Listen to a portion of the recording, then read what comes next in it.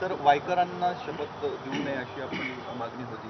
असं आहे आज की आणि उद्या शपथविधी होतो. बघा, या देशामध्ये जर कायदा असेल, संविधान असेल, तर वायकरांना शपथ दिली जाणार नाही.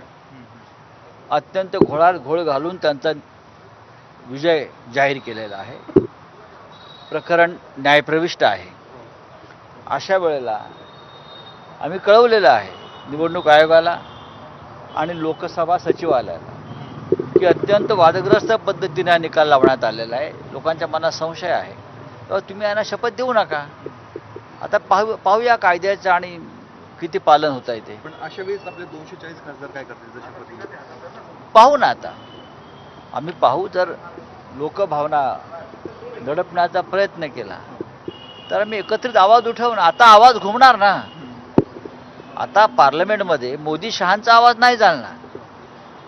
240 इंडिया खासदारांचा आवाज चालणार.